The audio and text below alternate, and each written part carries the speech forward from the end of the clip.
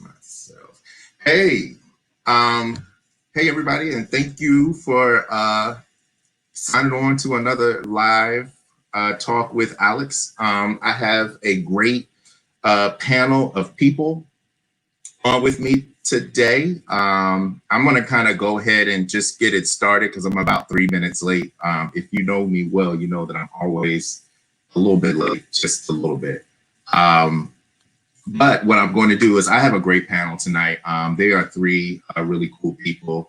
They are all business owners. And I wanted to kind of have a conversation about business with you guys. Whoa, I think I just lost my file.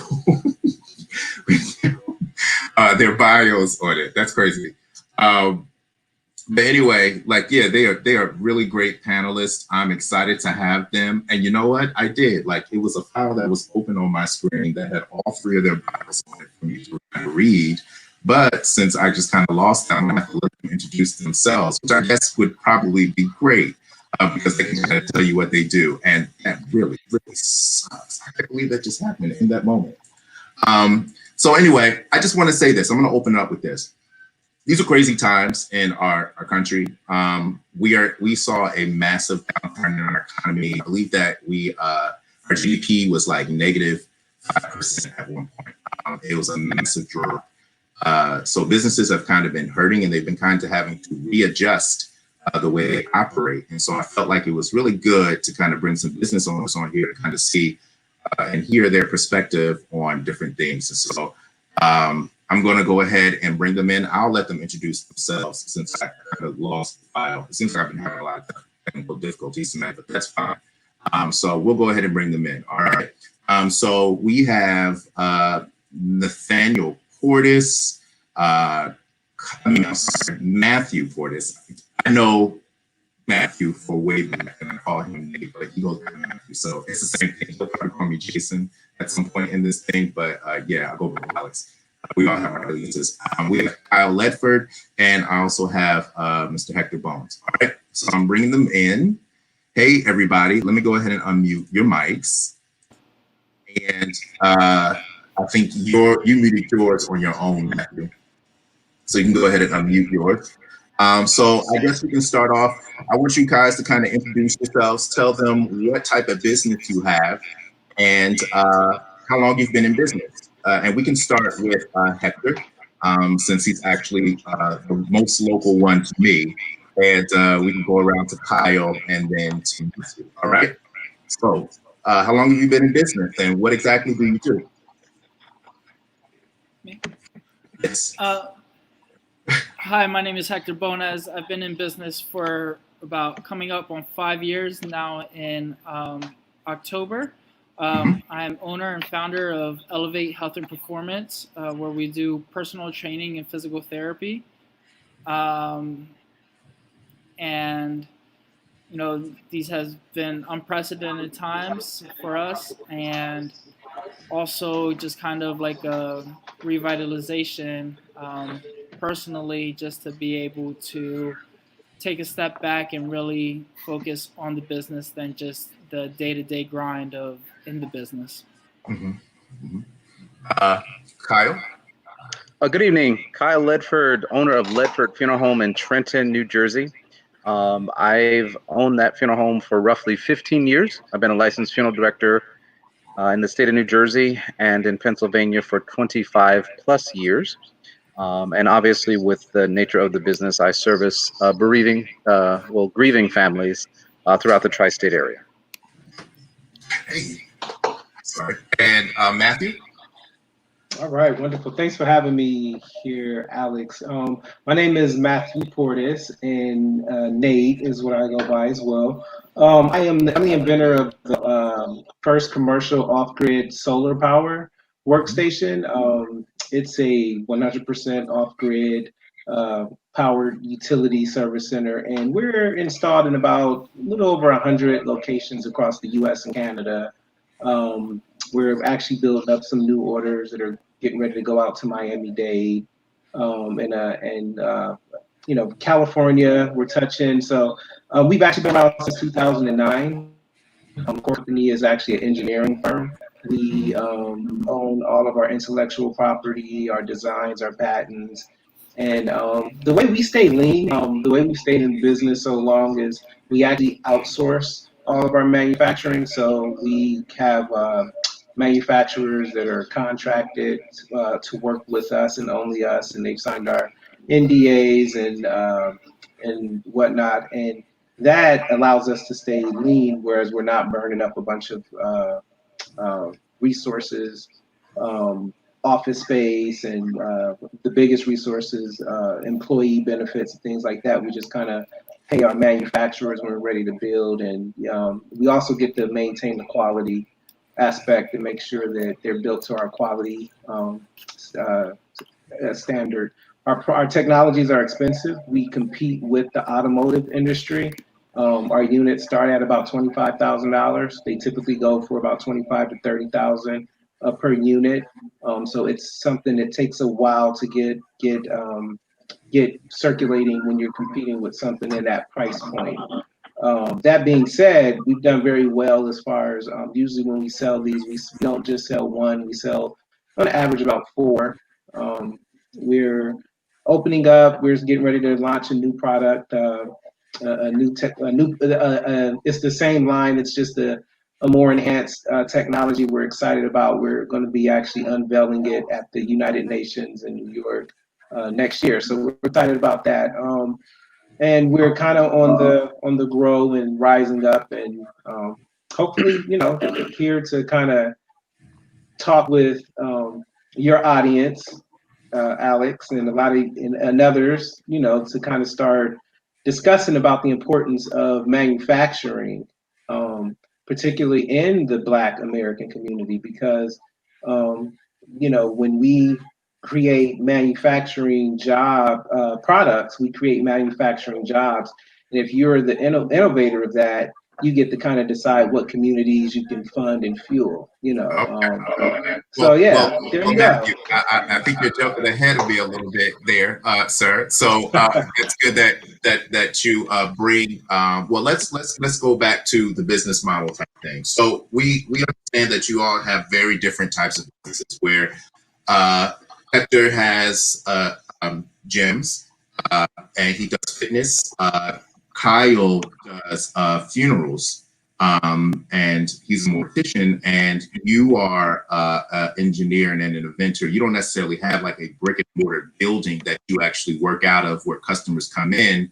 Yours is a little bit more, I guess, for lack of a better term, like virtual. Like yours is your client. Exactly, yeah. So kind of get the product. So I just wanted to kind of go into like, how has this kind of affected your business models? And has it made you guys rethink? Like, I know that Kyle's probably been overwhelmed because of the pandemic. Hector's probably seen a thinning out.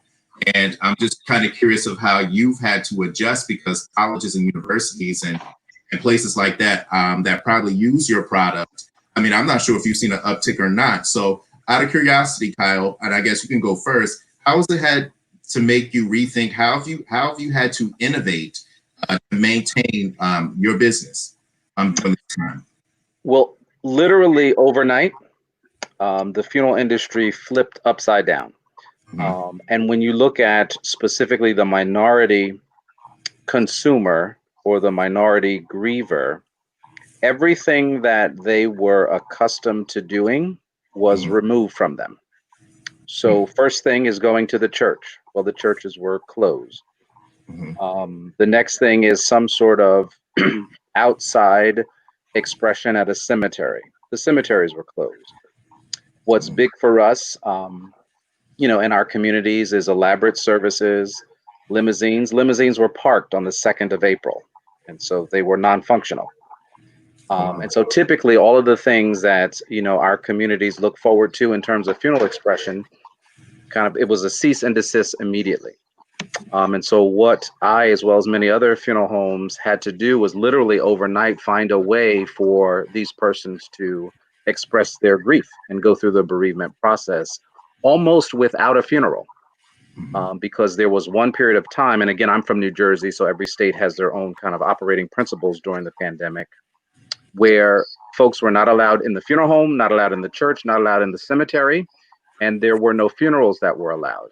And so literally, your loved one was diagnosed with COVID, was at home, left the house in some form of medical, situation, an ambulance or what have you. You were then separated from them. They were under medical treatment for 3 weeks. You could not see them. And then unfortunately, they passed away. They then enter the funeral home, and then the funeral directors are there telling them, well, when would you like your loved one to be buried or cremated? But the service that you're looking for is no more. We cannot have it. We cannot see your loved one. So it became very, very tricky. But with the use of technology, for those of us who were able to, we danced literally on a dime. And so we found creative ways in order for people to have meaningful services without the family there, or without the body there, without the minister there, without the choirs there, through mediums just like we're doing literally right now. And so, I would have their loved one, in a casket in my funeral home, and the family members would gather in a forum just like this, be it Zoom, live streaming through my website, to have that expression. And so for those who were not capable of doing that, their businesses really, really suffered. Yeah. I can only imagine. Now, let me ask you a question, though. And I just want to follow up. Was it cheaper for you to do that and more work intensive? Or did you find that it was more expensive and more work intensive to actually do that adjustment?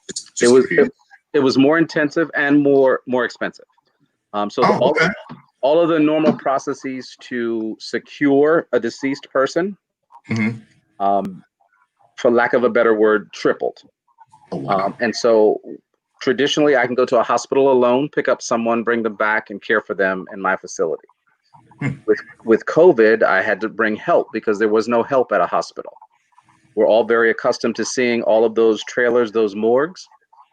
That literally the funeral director, him or herself, had to go and find the person amongst the 9 or 10 trailers that were lined up at hospitals and morgues. So I had to bring additional staff just in order to do that. In order for me to go there, I had to be, head to toe in PPE equipment. That typically is not necessary for your average transition from a hospital, nursing home, or medical facility. And so every move, that happened, there were costs added to, literally added to the process. And the hard part for people to understand is that literally, even if you're not there with regards to a funeral, all of the same things still happen. Oh, wow. Yeah. Okay. Wow. How about you, Hector? So, how have you had to adjust? I think you are kind of a stress reliever for people, right? When they are going through stressful times, they're able to come to the gym and kind of work those things out. Therapy, physical therapy, you kind of see a different face, and you're the help us feel better, help us get our life together type person, right? So, how are you adjusting to this? What has happened to you? You're on mute, sir. Sorry about that. No worries. For me, it's been quite an adjustment in the sense that how I'm able to provide my service. We pivoted to doing virtual training, and our physical therapy side opened up about 3 weeks ago for in person, which has been really nice. But for we're not a big box gym, and we're not. We're all one-on-one services, and when we're able to open up, we are in a really good position to be able to continue business as normal, just tweaking a couple processes and shifting some stuff. For me, why I got into the business was because of relationships and connections, and I have a couple of new clients that I have yet to meet in person, and I'm still able to provide the same service and connect with them and see results with little to minimal equipment. And it's added another layer of a product line for Elevate Health and Performance. So Okay. Okay. I think where I am in the fitness industry, just being all one-on-one and low volume has been very advantageous. Where I can try to, if my only biggest overhead is rent, I think I'm in a pretty good position for when things open back up. So. Yeah, because I mean, I know that like, and I'm going to ask you that kind of same question as I did with Kyle. Like, so you're saying that the largest overhead that you were having was the rent. So do you find that it was actually cheaper for you to be closed and to be able to do the one-on-one and just using it through technology as far as saving on like maybe towels and water and maybe electricity? I mean, like, how was it for you? I said Kyle said that his costs went up because other things became progressively more expensive. Did you find that to be the same thing with you? I mean, you're saying to me that it ended up being cheaper for you to do it this way because of the I think for me, we're not able to do the same amount of volume, which is very important. Yeah. But the cost of service, yes, has gone down. It's also, right from the beginning, we've just been slashing a lot of unnecessary costs. So it's really taking the business down to the root, and being able to know what's important and what's not important, and building the business around, is it going to increase relationships and connections with our clients? Okay. All right. So, Nate, I mean, how have you had to adjust yours? How has this affected yours? And you're on mute, sir. Oh, I was going to say, Hector, I also teach spin class, so I'm just waiting on spin classes to come back. So figure that out too, how we can get the spin instructors back in the cycle classes. So your question, Alex. So yeah, So Green, we were always pretty lean when it came to that, to operating. I did operate a workspace, what we would use when we'd have our meetings, our weekly sales meetings and some of our customer client meetings. And of course, we can't, those offices are closed now. So they just moved to our virtual, which it's actually made it a little easier, because prior to the COVID situation, we already use Zoom. We were using Zoom, years ago, but it was really hard to get to engage our clients over Zoom. When we would reach out to city officials, universities, parks, they were kind of like, oh no, you have to, they would want an in-person meeting. So, you would have to go to Orlando and actually meet with the city officials. We drove to Virginia Beach to do a presentation with our sales teams. Now it's just send a link and they're more acceptable. Everyone is automatically kind of, we don't have to convince folks like, well, what is this Zoom app? And the technology, I don't know if any of you have used it prior, it's gotten better. Prior to the COVID situation, in the first few weeks, it was just clunky. It still needs improvement, but the technology is a little bit better if you know the hours and things like that. So business has gotten a little easier as far as running. As far as our work staff, all of our sales reps are independently. They're usually in different states. We have our interns. We have our 2020 intern cohort, and they're in Illinois, Chicago, and a few other universities that we're working with. So, and they're all virtual. So everyone's kind of just logging into our repository and uploading and working virtual and through Zoom. So, yeah. So so my question to all of you is how has the whole government situation, right? So I know that they released a package that was there to kind of help businesses out. The government did the paycheck protection type Act, and then I'm not sure exactly what they did for private businesses. Has the government been able to successfully help your businesses in the parts that it needed within your respective industries? And if not, how do you think the government could help you with some of the issues that you are actually experiencing now? And I'll go ahead and start with Hector on this one. How do you think the government could help you out? If there was something or a way that the government could do to kind of help your business in the state that it's in during this pandemic, what do you think that that could actually be? And I think, I think the PPP was great, is great for businesses, but I don't think that is the cure to continuing my business.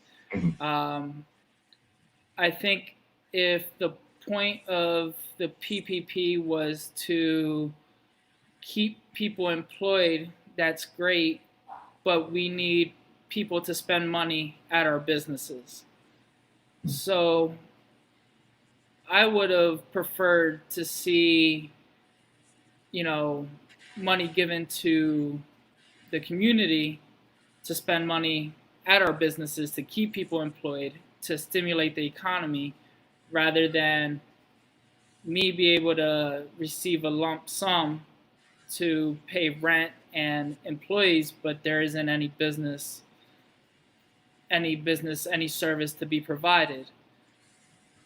If, let's say, that same money was given towards families and households, let's say $1,000 a week every other week, but all that money needed to be spent on businesses, that would do a much better job stimulating the economy than businesses receiving money. So where it's nice to be able to receive the PPP, it's only a short-term solution, and it didn't think about what's going to happen once everything's back to normal, and if people are scared to spend money after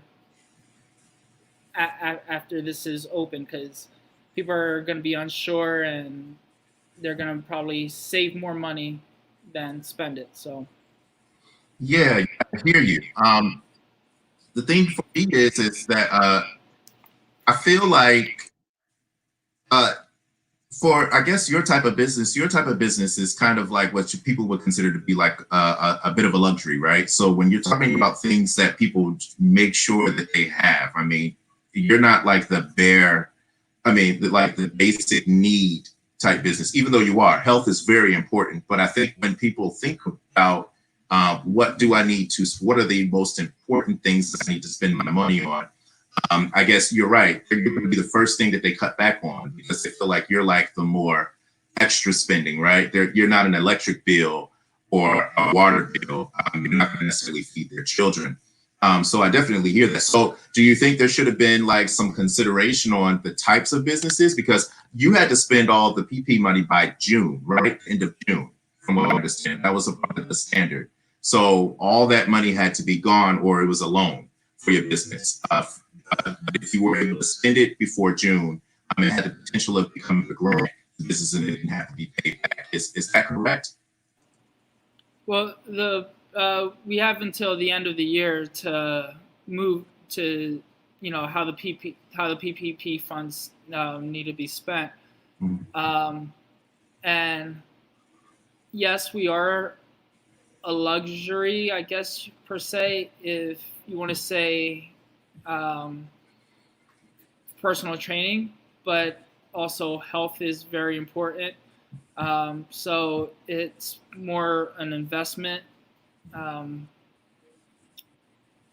for our people, so. Yeah. How about you, Kyle? So what do you think that the government could have done to kind of support your industry? Because yours is so crucial. Regardless of anything, people are always going to pass away. I mean, that's the one thing that we all have in common, regardless of who we are or what we do. at some point we are all going to eventually pass. And so how could the government have supported a business like yours, which is probably overwhelmed by the thousands and deaths that have happened due to this virus, and not even to mention the regular deaths that just happen on a day-to-day basis? How could the government have supported you, and were you able to access some of that money? I'm going to answer that in a myriad of different ways, but I do definitely want to put a disclaimer out there because I want your audience to understand that we're talking about business. And so when you look at funeral business, there is a business side of it. And so I don't want anything that I say to perhaps be perceived as offensive to anyone or delineating death or anything like that. But Absolutely. At the end of the day, it is a business that we are, running. So to that end, in terms of the government, specifically when you're looking at the private industry in funeral service, and the wonderful part about entrepreneurship is that we all, including everyone on this call, do things differently, and we do things to make things work for us. I'm probably a much more conservative type when it comes to money and money management. And so many of the programs that would infuse cash into funeral homes had some sort of loan attached to it. So I wasn't looking to put any debt service onto my business because of the fact, and this kind of goes back to what I was saying, just I'm not being offensive at all, but what COVID did, or COVID's target, let's say, in the beginning, was basically the population of sick persons. So persons who could not fight off this virus. And so from a business standpoint, being a funeral director, if you're projecting just down the year, 2020, if there are three classifications of people, sickly, healthy, and then youth coming in, and in the first 4 months, COVID wipes out all of the sickly, well, what will be dying for the remainder of 2020 should there be no reprieve of COVID?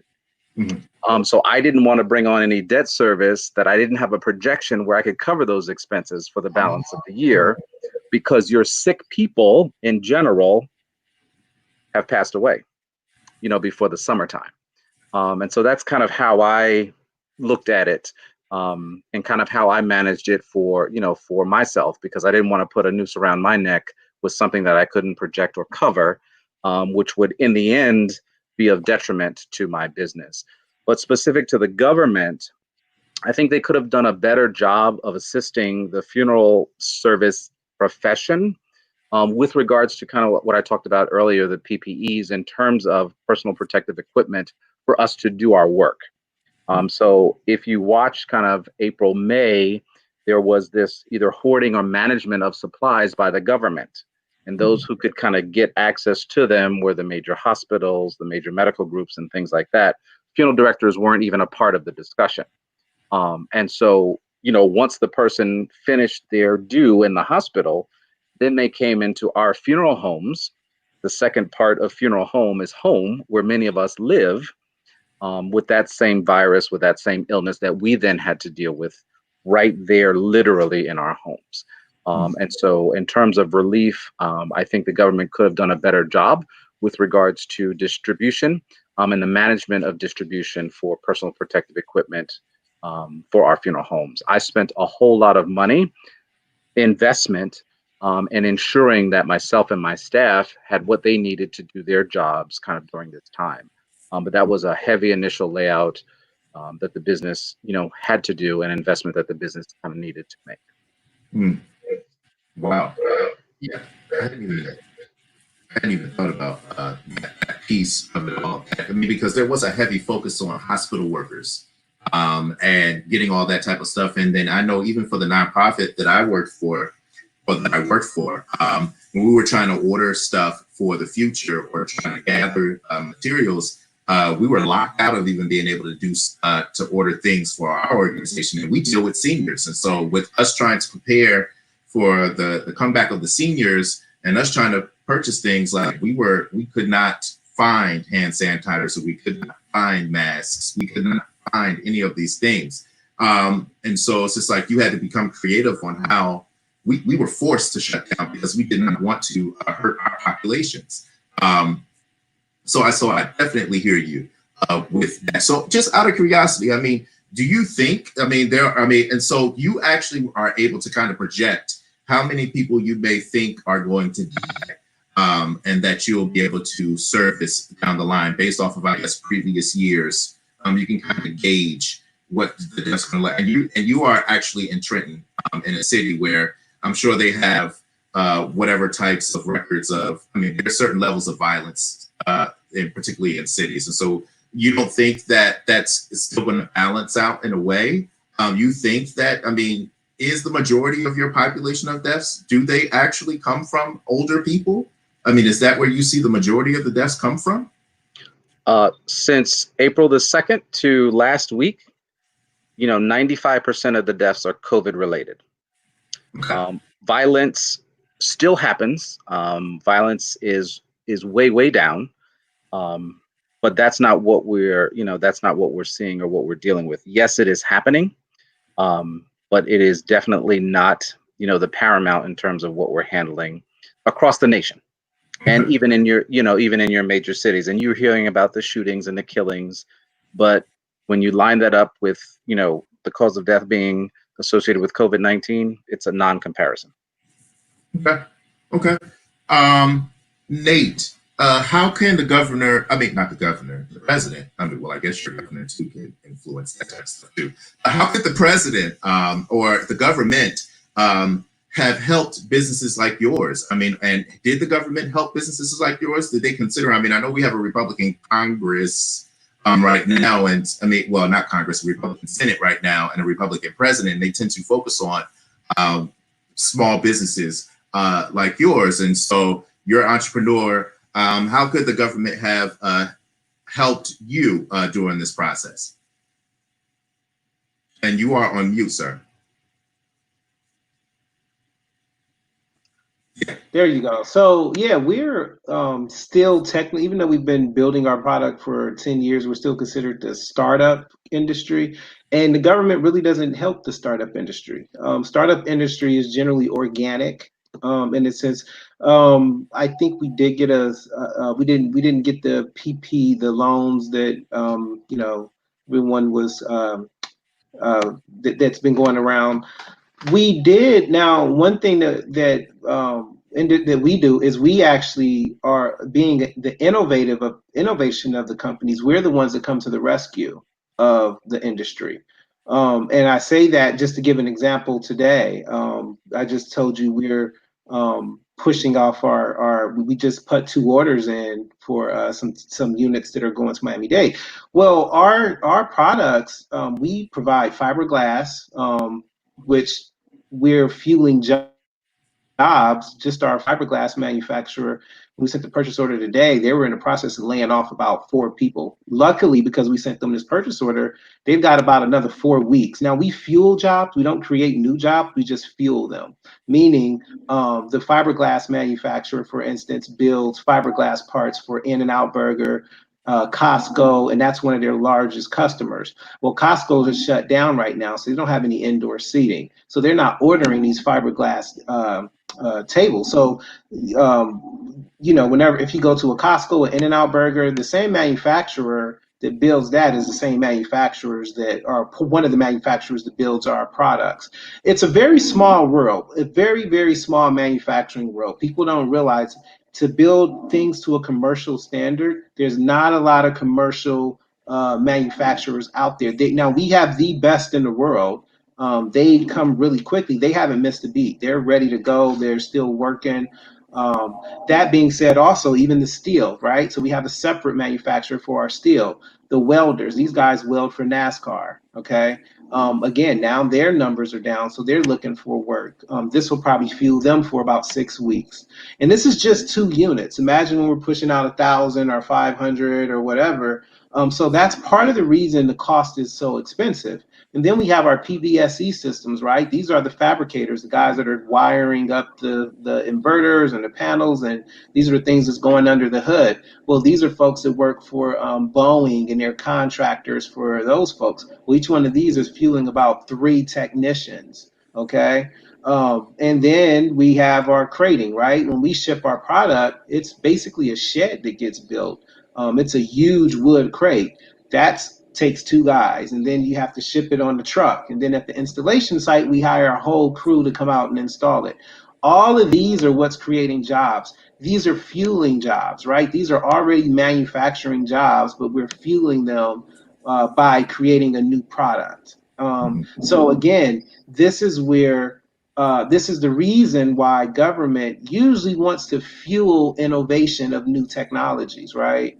The issue is the government has stopped fueling this and it's turned to an investment product that's being fueled by investors. Sadly, there's not a lot of less than 2% of Black startups got any investment. So I'm a very, very rare case, right, to push this, but we're an organic product, right? So when we sell a product, it's, when, for instance, we let our customers know, hey, we have to have our payment up front. We fight a lot on that issue, but at the end of the day, we win and we say, hey, if you want it, you have to pay up. And when we get paid, we pay our manufacturers, we build it up, and you get the product. So it's a new way of doing business. But again, this is an area, a perfect example of where innovation comes to the rescue to help out American manufacturing. I hear that. It's massive feedback coming from you. Okay, so yeah, I hear that. Let me ask you guys a question then. I mean, so you guys are going through this time. What does an ideal situation look like for you in the future? And then what is the worst thing that could happen in the future? So for you guys, I mean, I know that we talked about some of the positive things that are happening while we're in the present, and we're talking about some of the negative things that happen. How much longer do you think is you are guys sustainable? If this pandemic continues to happen, I guess for the next 6 to 7 months, ideally, what would be the best case scenario for you? And then I guess worst case scenario, what would be for you? What are you guys seeing down the line? And I guess I'll let you go first, Matthew, because I don't think I've allowed you to go first yet. Oh, okay. Well, thank you. Well, for us, I mean, this is kind of a sad scenario, but the longer it goes on, the better our business model survives, right? Because what we've seen is because our products are outdoor generated, they only allow 4 folks to sit in it, and they let people plug up and run off of renewable power. Right. And the ability that I have the ability to power anything in the middle of the desert, meaning microbial lighting that can kill COVID, so many things like power, video conference, and remote and put these in remote locations.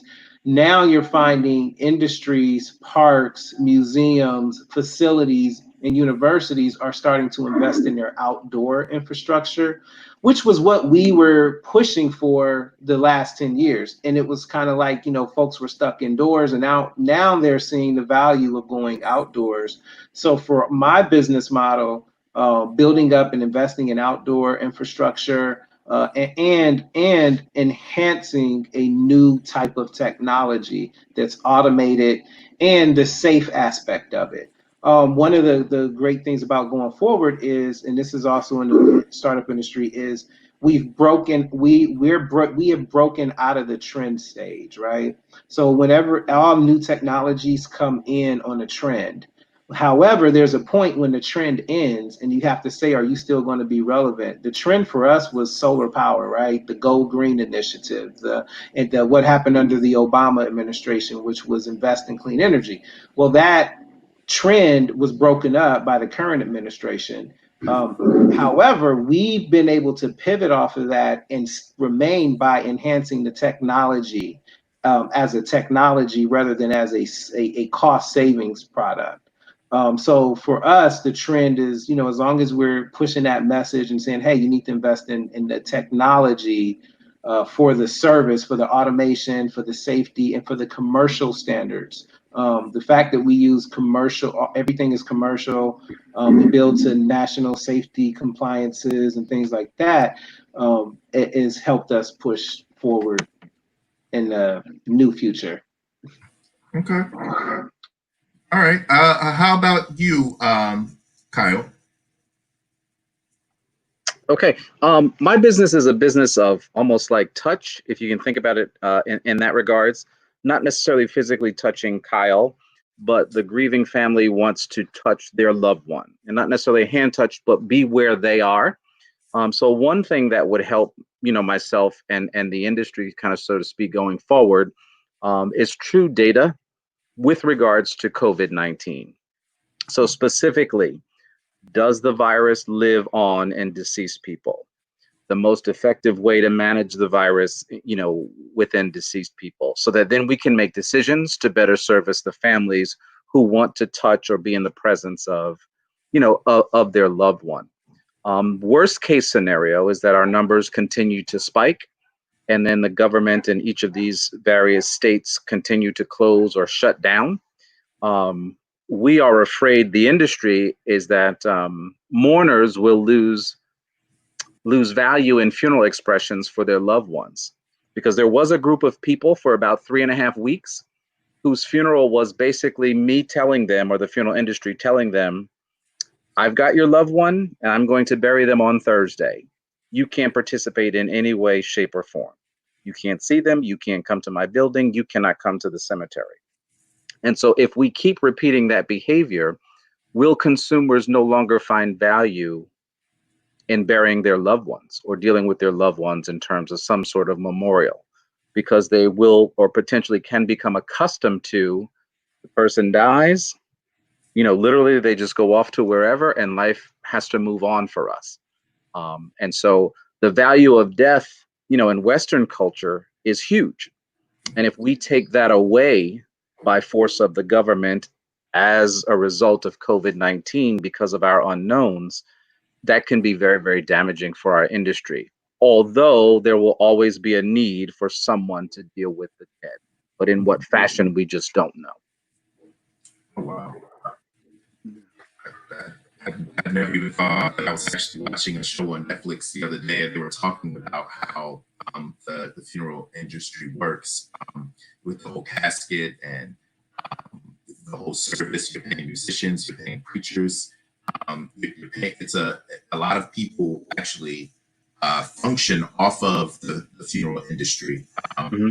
And so now, if there is no, like you said, memorialization of it, all of these people lose money, and they have to find other means of income. Yeah, so you are kind of at the center of a lot of different things right now. Mm-hmm. Around you. And how do you still find it profitable to maintain your brick and mortar? Because you actually have a facility that people can come into where you're selling these products to people who are in mourning. So yeah, and then not even that, the manufacturers of the products that come into your funeral home space. So there's a lot of things that would kind of fall apart if this continues to happen. People are just walking away from yeah. I hadn't even thought about that. Hector, how about you? Like, what is worst case scenario for you? I mean, I feel like your industry is about to go through an evolution that probably it was already on pace to do, as far as Instagram and social media is concerned, being able to go and build audiences through those types of technology. What is worst case scenario for you, and what is the ideal situation for you moving forward? I would say worst case scenario for the gym industry, the big box gym, the studio classes, it's not pretty. For people that want to be healthy, and I think this has put this in the forefront of their mind, that, hey, the healthier I am, the better my immune system is, the more I'm able to, get through COVID. So health has probably been more on people's mind than anything with COVID-19, because they know if they're not healthy, they won't be able to live the life they want. So best case scenario, I would say, there's so much more demand that people want to move, people want to exercise. At least from my clientele, like wanting direction. I run into people on the streets that they say they haven't exercised or anything just because they don't know what to do. So that's where it's been really vital for us as a personal training in the personal training industry, that we are considered, an investment to people. Let me ask you a question. So, I think that with your industry, though, it's going to create a whole bunch of smaller entrepreneurs, right? Smaller entrepreneurs that are really good at marketing in virtual spaces. Have you been having discussions with some of the employees that you've had on trying to help support those spaces for them or help them with marketing? Like, how have you been able to shift funding from actually having the brick and mortar business into like a more marketing space? What are conversations looking like for you in that way? So I guess I'm not personally like big into like the social media world or Instagram. And I look at my loyal customers, and not one of them has come through Instagram or social media. It's much more meaningful when it's a referral from someone else.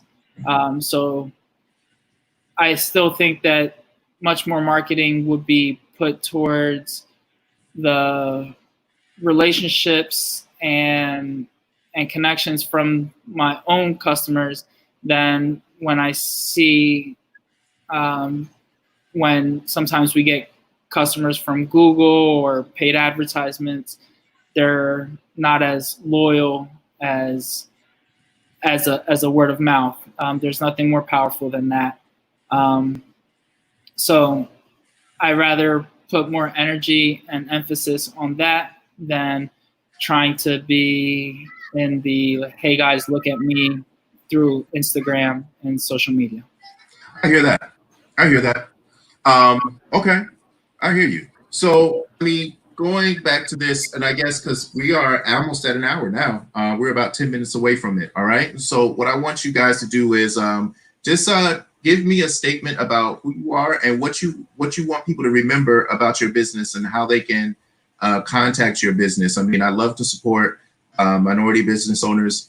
You guys are absolutely amazing, and I look up to you all. I think I've actually had some sort of a personal relationship with each one of you at some point. And all of every last one of you supported my campaign in the past in some way. So I definitely appreciate you guys for that. But what do you want to leave with people after this conversation, and how can they connect with your businesses to help support you through these times and be able to access your services? And I guess I'll just toss it back at you, Hector. Closing, what do you want people to remember, and how can they access you for your services? Me? Mm-hmm. Oh. So I would like people to remember that we build relationships and connections that enhance people's lives. Mm-hmm. And we're able to do that to really take a personal touch with every single person and understanding what their needs are. And really, we're more than just fitness. We know we're there to help them through tough times, and exercise can be a medium to release stress, happiness, anger, and we're there for people.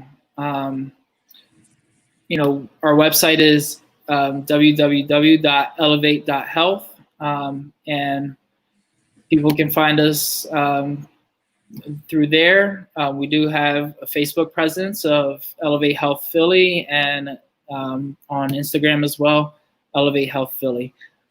So thank you, Alex, for having me. It's my pleasure, man. I mean, like I said, you have always been there to help and support me and my health. And so I'm definitely, I can personally say that he's a great trainer. He's had me working out and stuff like that. And shoot, I need to be working out because I'm only there's a jeans that fit now. So it's kind of bad. So I think I need to kind of focus on my health. How about you, Kyle? What do you want to leave people with, and how can people contact you or connect with your services? In terms of connection, Facebook. They can also visit our website, at ledfordfuneralhomeinc.com. There's just an inc.com on the end of Ledford Funeral Home, and you can Google right in Trenton, New Jersey. Feel free to communicate either through Facebook, the email address on the website, or feel free to give us a call at any time, 609-393-4567. In terms of our mantra, or what I try to do really with regards to funeral service, is just to help people discover how different we are in terms of our services and our approach. And I think you heard a little bit about that as I kind of was answering your questions, just about our ability to be able to flex and deal with whatever's kind of going on at that time. In terms of what I want to leave, I guess, with you and your audience, specific to the relevance of a business discussion and kind of transitioning away from, a funeral discussion, as that's not necessarily the context of this, but the importance for entrepreneurs and business owners and those striving to get into business, the relevance of preparation. And so when you look at COVID-19, all three of us in three different industries got smacked in the face. And it was our chance to either thrive or literally die. And so things had to be in place prior to that in order for us to weather the storm. And specific to business, most importantly, it kind of deals with capital and the ability to kind of either get access to money, to make it, or to spend it. And so in a time like COVID, many of us had to flex in different ways. And for those of us with challenged credit or no ability to get product because of credits or because of payment terms and things of that nature, they didn't make it, and they won't continue to make it. And so for an entrepreneur, for a business person, think beyond the literal today of, when I open that candy store. What about when the roof falls in on that candy store? Or a car comes crashing through the window at that candy store? What is it that you're going to do, and how are you going to be able to flex and weather whatever storm? We don't necessarily know the storms. We don't know when and how they will come, but we have to be ready in order for us to survive. And so that's just kind of what I wanted to leave with your group. I love Kyle. Let me just say, Kyle, outside of the fact that Kyle being an amazingly brilliant person, Kyle is the best motivational type person in the world. I know that there was some times in my life, I guess it comes from his ability to counsel people during their times of grief. But like, there have been times where I was going through it and I reached out to Kyle, and Kyle is ready on the drop of a dime, and this man has encouraged me. You even heard him sound in a couple. He sounded like a preacher a little bit. He had 3 points and closing. But yeah, Kyle's amazing. And I mean, I really look up to him. I mean, guys, like, this man right here is a great mentor. Reach out to him. He's a jewel out in Trenton, and he's running a thriving business. How about you, Matt? Matthew, what do you want to leave with people? And how do they? Yeah. So, the main thing I'm just leaving is for the innovators. We've been, as Black Americans, we've been innovating things since we arrived on the shores. If you look at the history books, it has us all over. There's only one woman I know that was able to bring her product to market, and that's C.J. Madam Walker. And you know, it was a struggle. You know, one of the things you really want to do if you're doing on this industry is have a purpose. And for us, the purpose is to really create jobs, create technologies, and create a, you know, you know, we really need to have those strong figures in our community, that have a strong product behind us. And one thing that's very important is the quality of your product. You know, our product is a commercial product, and the first 5-10 years we fought with that because there was a lot of stuff coming on the market that was really cheap and it was under quality. I was in Philly over the weekend, visiting a friend, and I got to stop at a huge university there and saw one of a couple of the units that we lost to bids, and neither one of them are working today. And there's nothing worse than having two pieces of a trend that's not working that you paid thousands of dollars for, and you bought it because it was cheaper than our product. Because our product costs more money because it lasts longer. Our first units that were installed at Bowie State University in 2012, they're still working. They've graduated countless students there. You know, so that's the quality. You know, when you have something that has been there and you've seen graduating students that were there when it was installed, they've graduated and other students have used it, they remember those things and they come back and they're like, oh wow, I remember using these, and now they're at the United Nations. And the fact that it came to fruition on a HBCU university was our first customer. Now we hire, our contractors are minorities, we have Hispanics, we have white contractors, we have Black contractors. So we fuel the whole rainbow up, because American jobs is really just about, is a melting pot. It represents America. But one thing America is manufacturing. We are built to build. When it says made in America, that really means something. All over the world, we've just opened up an office in the U.S. Virgin Islands.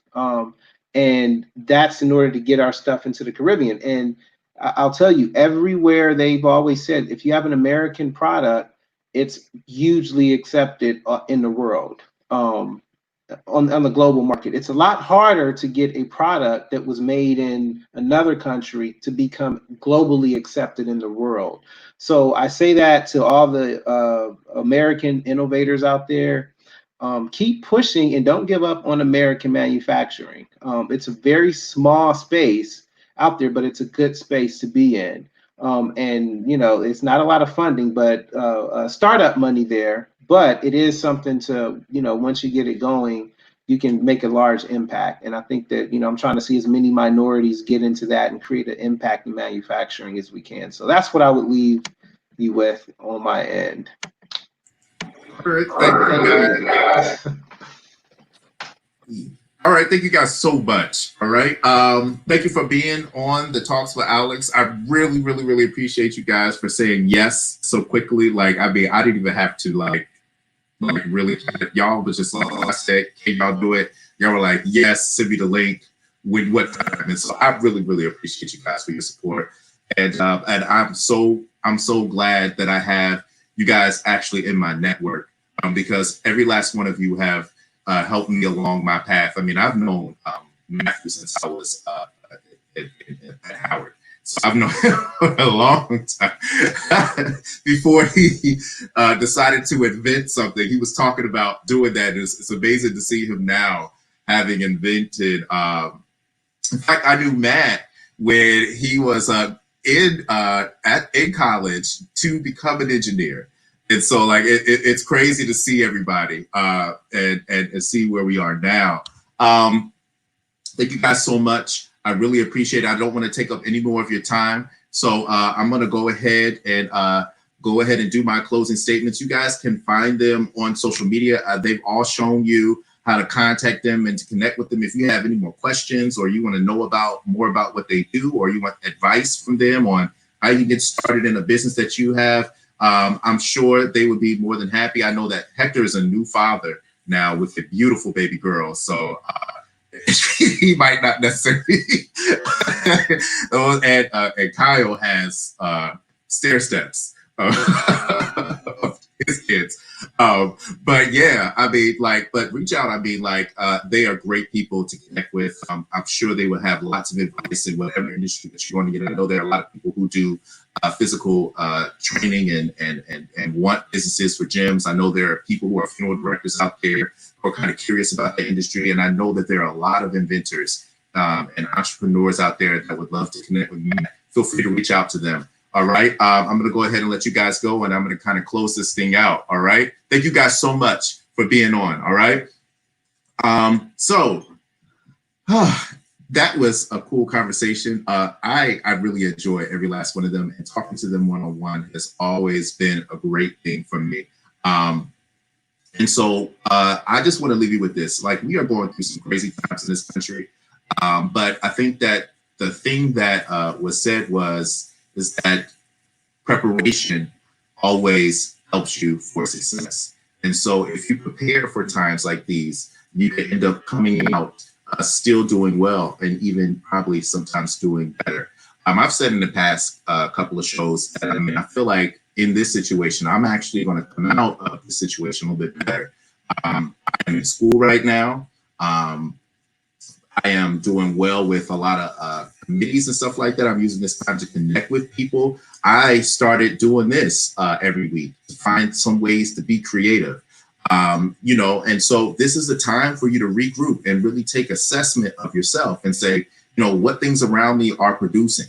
What things around me can I let go? I mean, we have a lot of time with ourselves right now. And so this is the time to really take stock and figure out, like, what is working, what is not, and to evolve.